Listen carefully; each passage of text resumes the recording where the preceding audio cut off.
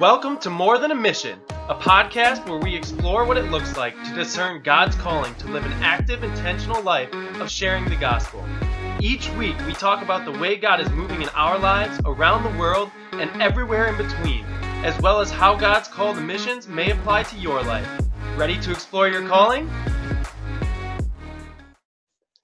Hey, what's going on, everyone? Welcome back to Season 2 of the More Than a Mission podcast. My name is Micah Torgerson, and I'm joined, as always, with our host, Zaya Henderson. What's up, guys? And Andrew Carlberg. How's it going, everyone? It has been, I think it's been just over a month since we released the final episode of Season 1, guys. And at the end of Season 1, we left everyone hanging with our squad breakup, so to speak. So just to bring everyone back up to speed, the first week of August, the World Race and the Adventures in Missions leadership sent all of us an email with an update to our trip. We were all supposed to be leaving on a roughly year-long mission trip around the world, and the three of us were on the same squad. That's how we met. That's how we started doing this podcast and everything like that. But this update email that we got in early August kind of threw us all for a loop. The leadership team gave us a choice to either, one, stay with the plan to leave on our mission trip in October, but instead of going internationally right away, we would start our missions stateside for the first few months and then go internationally if allowed in January. Option number 2 was to defer our launch date until January, and we would essentially join a different squad and have a completely different route, etc. Option 3 is similar to option 2, but we would defer all the way back until August of 2021. So we didn't really give a finite answer to the listeners as to what each of us were doing, choosing to do the last time we recorded. We kind of just chose to record right after we got that email to get, the raw emotions and exactly what we were thinking before each of us had made a decision. So I'm interested to hear from the two of y'all. What did you choose? Zaya, what option did you choose? I chose to keep launching in October, so I was still going to be gone in October, which is like 16 days away now. So that's fun to know. It's going to be later or sooner when y'all get this, but it's going to be pretty soon when I get to go. Yeah, man, it's crazy to think that in 2 weeks, we will literally be at training camp. Yeah. Wait, is it 2 weeks or is it less than that? 2 weeks from Friday. Yeah. Oh yeah. Yep. Just over 2 weeks. We will all be at training camp. It's crazy, man. And then Zaya, you and your squad are launching right after training camp, correct? Right. Handicap, yeah. All right. Going to Chicago first and then Wisconsin. Chicago and then Wisconsin. Heck yeah, man. You're headed up right by where me and Andrew are both from. Yeah. I literally know I've done mission work with the church y'all are serving with 6 times in my life. Really? That's pretty cool. That's going to be exciting. So Zaya, have they told you given you any insight as to what ministries you're going to be serving with, where in Illinois and Wisconsin you're going to be serving? So in Chicago, I just know that we'll be partnering with the Park Community Church and working directly with the people in the 1040 window. And then Wisconsin, we're partnering with the Bridgepoint Church and Bell Goose Coffee. I just know that. So I know we're doing that. Yeah, and so will y'all be in each place for a month? Is that the plan? Yeah, so until January for when we do perceivably go internationally. You all going all 16 of you going to Chicago for however long, and then all 16 of you too, or are you flip-flopping, or do you know what that looks like? So they send an email out so that we're starting in Chicago. So I'm just assuming that we're all going to start in Chicago instead of some go to Wisconsin and then some go to Chicago first. But it could be different. Not entirely sure. You ready for those Chicago and Wisconsin winters?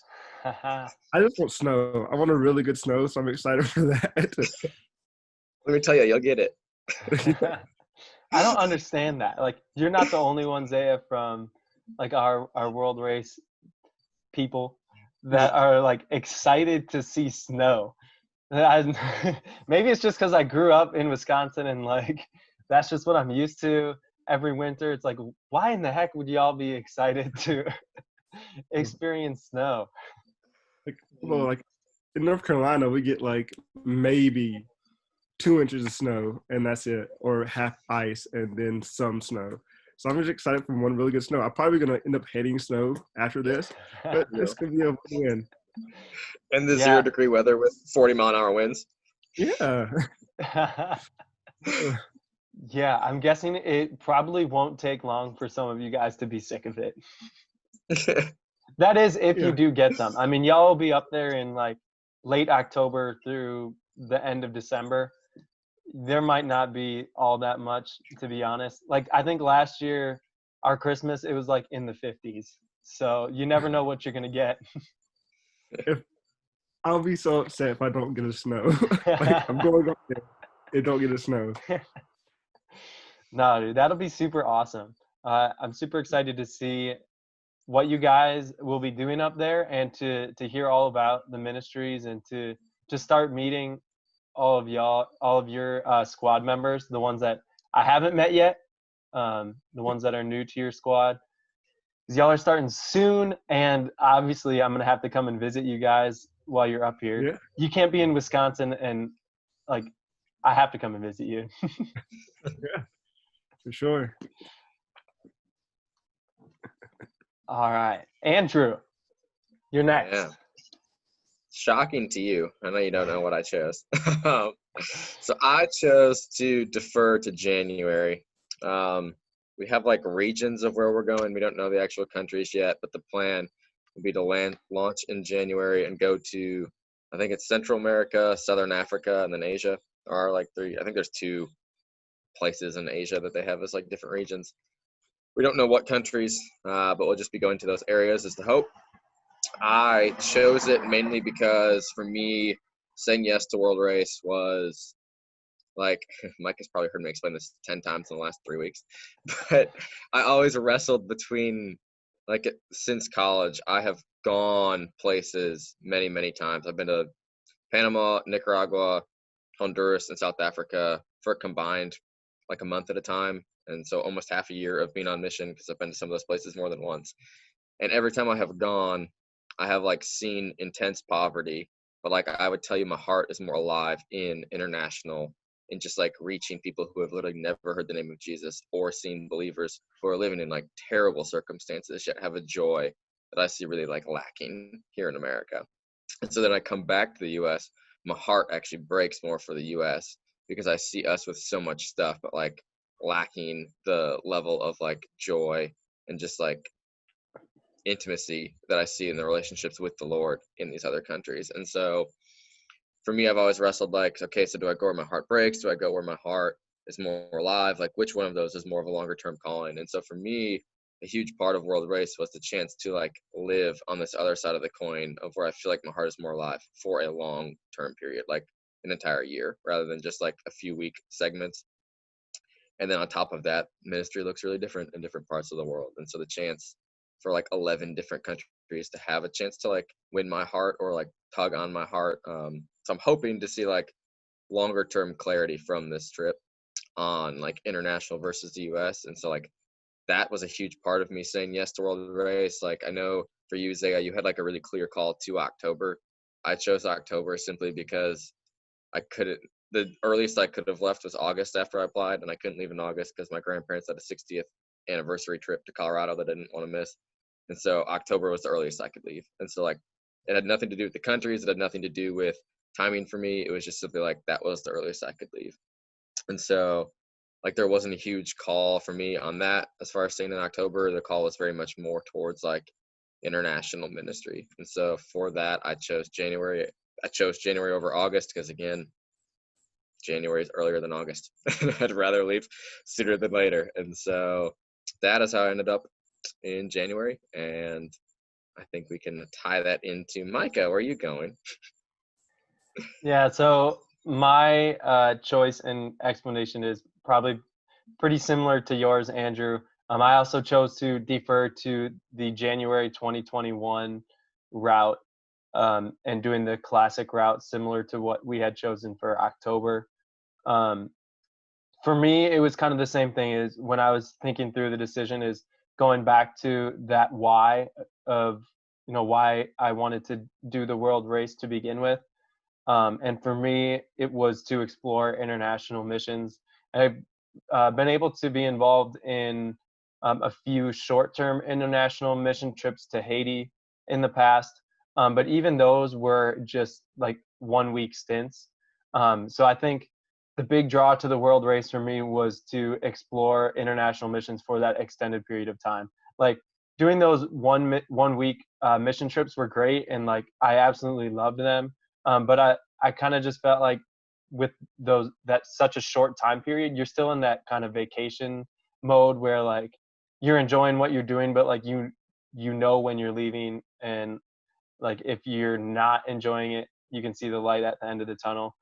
So just to explore what like a longer term ministry opportunity looks like overseas is something that I'm really curious to see.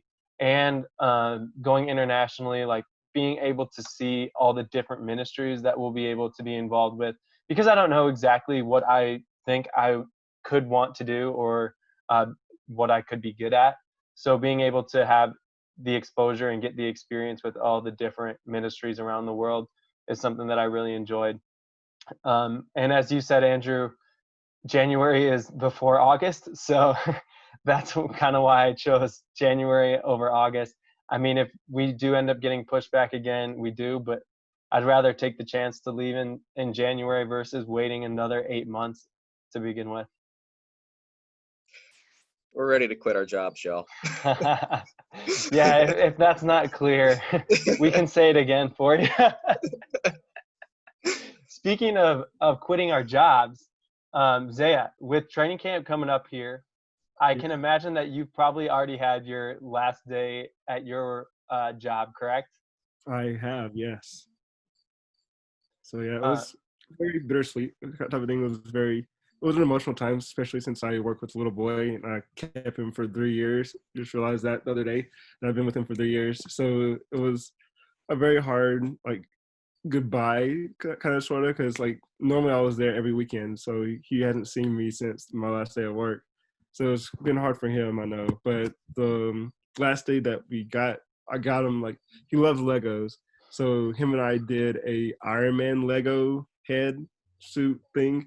So we did that together for one last thing that we did. So it's pretty cool just to spend time with him doing that and everything. So it was really fun doing it that way. oh man, that's awesome. I'm sure he loved that. Yeah, he did. So, what have you been doing since then, man? Like since your last day of work, and I guess what else do you have planned now before we hit training camp in a couple weeks here? How have you been preparing for the race? Preparing for the race. Just making sure I have everything in line that I need for the race. Been doing some devotionals that like those Swans recommended for like leading up to the race and everything. So we're doing that a lot, and just been trying to connect with my other team members in that way. That's awesome, man. How many team members do you currently have on your squad now that the smoke is cleared and everyone has picked their routes? We have 16 now. So from like the 52 that we originally had, now to 16. Yeah. All right, So, all right. Zaya, I was just gonna say, I think, I don't know, to me, what like the choice Mike and I made, I changed the countries we're going to, but it feels like we're still nothing other than like new teammates really feels like new to me about what we chose. I'm curious for you, since I feel like staying in October did change probably what your like vision for World Race was initially quite a bit. I'm curious what is something that you're like really excited about, and what is something that was like maybe you had to wrestle through a little bit in this change to now be in America for 3 months? Okay, so like I guess to start, like the reason why I kind of stayed in October I did pray, it's like, please, Lord, let me go in January because everybody else is going in January. It'll be better type of thing. But after praying that and thinking that, like, he brought to mind Jonah, like Jonah in the well. Even though I was like, I know I'm not gonna end up in the belly of a whale, but like, I don't want to run away from a calling that God has already placed me in, or a giant fish, run away from a calling that God has already placed me in. So that's why I stayed in October. And I think it's gonna be exciting to see how ministry is done in the States compared to overseas. Because like, this is my very first mission trip, so I'm going in pretty much blind, just trying to see like how missionary works and all of that stuff. Even though like I know this is supposed to be my calling, I just want to see how a mission is done in the States compared to overseas. So I'm excited for that. Yeah, I think that's super unique, and it will be really cool to just like, assuming we all get to go international in January, Yeah. like to have a good, it'll be like a quarter, a third ish of your trip to like have to compare to what you see international. I think that will be, especially, I just forgot until you just said it, that this is like the first mission trip you've been on. Like, that's still crazy to me. But like, you're like, yeah, first time we're just gonna dive in and go full year. um, but yeah, I think that's really cool. It will be really awesome to see just, yeah, the difference between like, because ministry does, like, we obviously need like ministry in the United States. Like, the United States desperately needs, is in just as desperate of need of Jesus as other countries. And so I think to just like see, to be able to compare and contrast, and even like maybe give you a little bit of vision, like say we go on world race and you come back and end up in the US, to like give you a little bit of vision of like what life could look like if you stayed here, that is actually just like far more focused on ministry, that like maybe were areas you weren't seeing before or things you like didn't even know existed, to just like have a vision of like what maybe coming back here would look like at the end of this whole year, I think is something that would be really valuable for you guys. Yeah, for sure. It's gonna be very different and exciting just to see the difference in everything. Yeah, that's super great. Super excited, like I've been saying, Zaya, to see exactly what your squad is going to be up to up here in the north. Andrew, it's been Mike. about a month since we made our decision and got that email. What have you been up to since then? Oh wow, Micah, I don't know. um, Well, if we hadn't lost all the footage, people would know because we were together. So Micah may or may not have had a hard drive break that had like 4 podcasts recorded on it, where you would have noticed that Mike and I were recording together in them for the past month.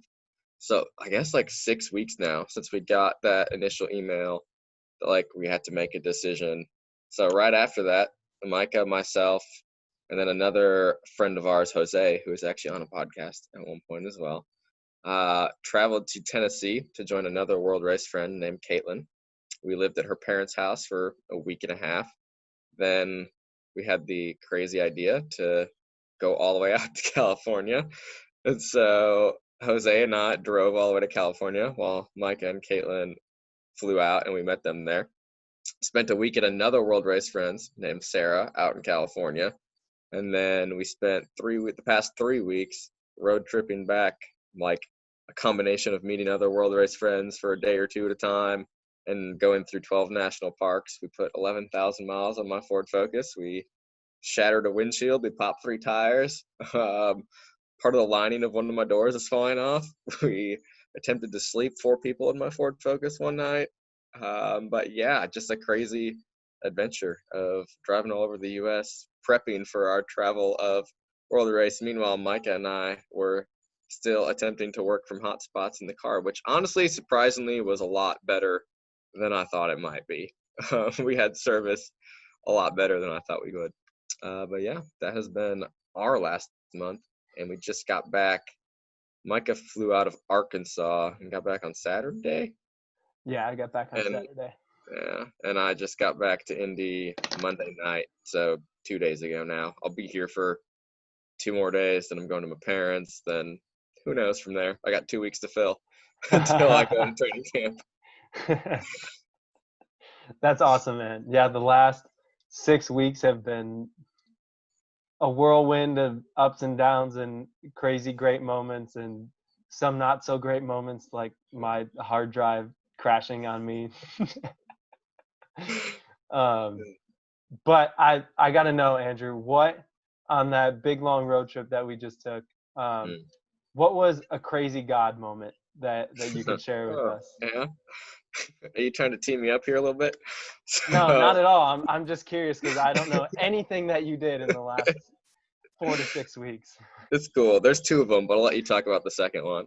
So the first one, we were at Yosemite National Park, and the five of us at that point. So Micah, myself, Jose, Caitlin, and Sarah started on a 16.5 mile trail at 2:30 p.m. because that's smart, right? And we got like maybe 45 minutes in. It's pretty evident that we were not going to make it to the end and back.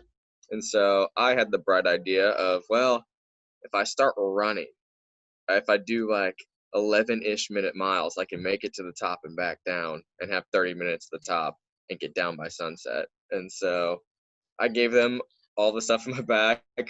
I gave them too much water because I ended up running out of water. And I took off running, but I finally got to the like lookout at the end of this thing. So like 8.5 miles up. You like went up and over a mountain, up and over a second mountain, and then up a third mountain, and you came out on a mountain that overlooked the entire valley of Yosemite.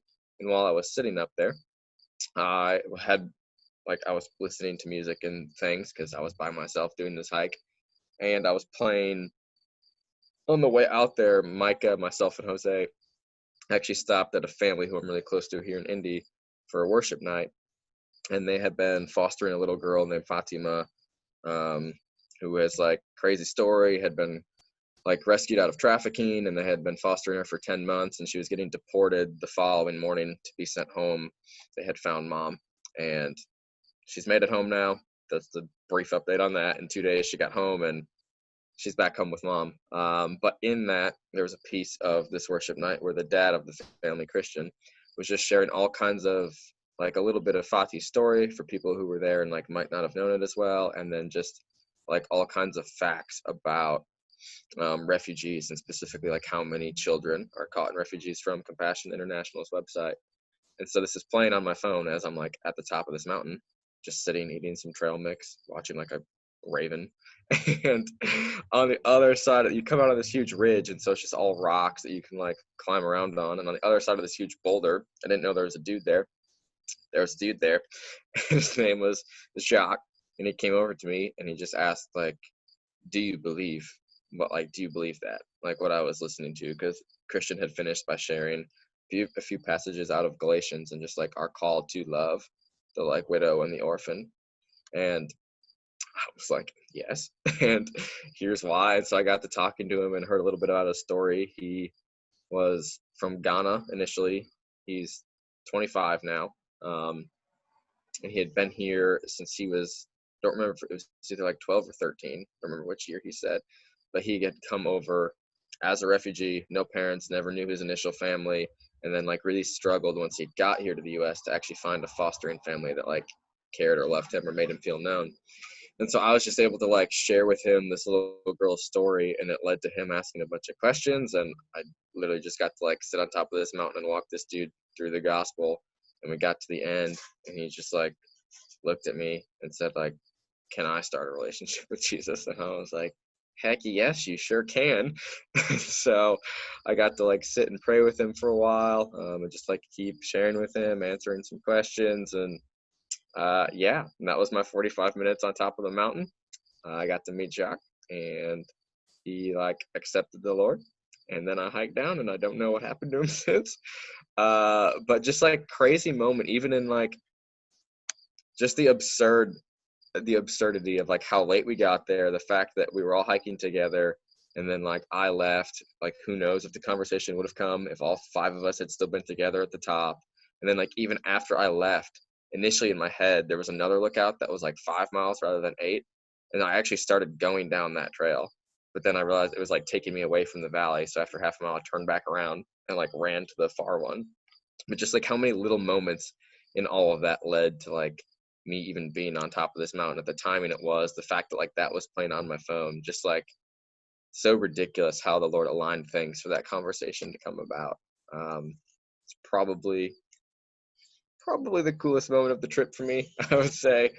But yeah, there was like multiple moments on our trip where we had moments like that. And so, Micah, do you want to share from Zion?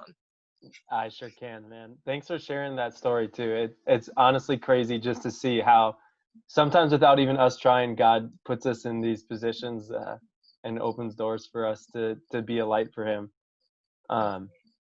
So Zion, it was closed for the most part, which was very disappointing because I know for both me and Andrew, Zion is one of our favorite national parks. And so unfortunately we weren't able to do a lot of the hikes that we wanted to do while we were in Zion. So we had decided just to stop on our way through to watch the sunset in the valley at Zion. And so we just happened to choose this short little like 3/4 mile long trail that hiked up into the valley in Zion, and we were just getting ready to watch the sunrise. We'd actually climbed up past the overlook, like climbed up the rocks a little bit to get a better view and to get away from some of the people. And we're just sitting there waiting for the sun to set. Was I saying sunrise? I think I was saying sunrise. We were there for the sunset. You got me all mixed up, Andrew, now, because Andrew tried to take us on this sunrise trail to watch the sunset once. Hey, the world will never know if we could have seen the sunset from there. We were at Zion for the sunset. Let's just say sunset. And we're just sitting there, and all of a sudden this guy starts playing the guitar and singing a song, and it took us a little bit to make out what he was singing. It wasn't a song that any of us recognized, but after listening for a couple minutes, we could tell that it was a worship song and was centered around the Lord. And so he finishes playing that song, and we start mooing and hooing and clapping for him because, I mean, this dude just stood up there and played guitar and sang in front of a bunch of people on a mountain. So, I mean, you got to give him some encouragement. And then we start shouting song suggestions at him because, like, obviously we're on top of a mountain. Who doesn't want to sing along and sing some praises to the Lord, especially if there's someone with guitar? So we start shouting songs at him, and like the first two we said he didn't know, and then the third one we get to Reckless Love, and he's like, all right, I can do that. So he starts playing, and we're singing along, and we get like towards the end of the song, and some people come down from up higher than we were on this mountain and start talking to us and like, we're so glad that y'all like suggested another song for him and started to sing, because the three people that approached us were in the same group as the guy that was down at the lookout playing the guitar. And it was just kind of crazy how we got like started talking to them about how we all met like through the world race, and they had actually had a friend who just got pulled off the field from the world race because of COVID. So we ended up going down and talking to the rest of their group, and I guess long story short, like ended up having a little worship set on the top of this mountain in Zion as the sun is setting behind us. And I'll tell you guys, I know exactly 2 songs on the guitar. And you better believe I played those 2 on top of this mountain with like a group of, you know, the 3 or the 4 of us, and then this group of like 8 or 9 strangers that we had just met. And it was so incredible to hear everything that they had to say about like their walk with the Lord, and you know how they had all met and why they were doing this trip and everything. And it was honestly just so refreshing to have been able to meet some people that, you know, shared similar hearts to what we have. And we ended up hiking back down the trail with them, and then going to their campsite for like an hour and a half or so, just to keep talking with them. So you never know where you're going to meet new friends. You never know where, you know, you're going to have to summon the skills to play the 2 songs you know on the guitar. But it's definitely one of the coolest worship moments I've ever had in my life. And to put on top of a mountain, that's pretty sweet. Yeah. Yeah, there's a lot of really cool moments in the past month. I think we also learned though a lot just about like, as glamorous as our 6-week trip around the U.S. learned, I think it was definitely a preview for us of like the reality of actually doing life with people and like world racing with people, and taught us a lot about like how we handle frustration, how we handle the like not so fun. I mean, you're sitting in a car with people for 140 hours. So you learn a lot about people, and it's not just like in a glamorous sense. So I think it taught us a lot too, and prepared us in ways that I don't think we anticipated going on this trip for the reality of like what living in legitimate community for a year is going to look like. For sure, man. I don't think any of us were really prepared for what living in community like that was going to look like. And, you know, we had 4 people. Who knows what it's going to be like with, you know, 60. Even, yeah, our squad of 16 for you, Isaiah, and then, you know, breaking us down into our teams within that. But I'm super excited for it. I think, like you said, Andrew, it was a good preview and definitely a lot to take away and learn from it. So Zaya, you're gonna have a lot coming at you, man, when you start here in the next couple weeks. Oh yeah. No. All right, we're gonna go ahead and wrap up this episode of the podcast.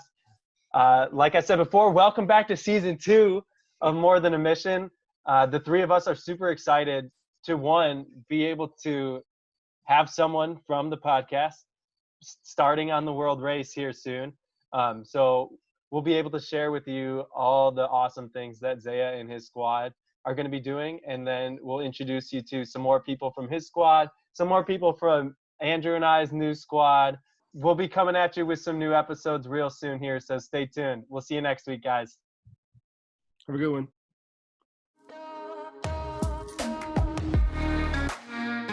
We want to thank you for listening to More Than a Mission. For more information and to keep up with our ministries, follow us on social media at More Than a Mission Podcast, or email us directly at morethanAmission@outlook.com.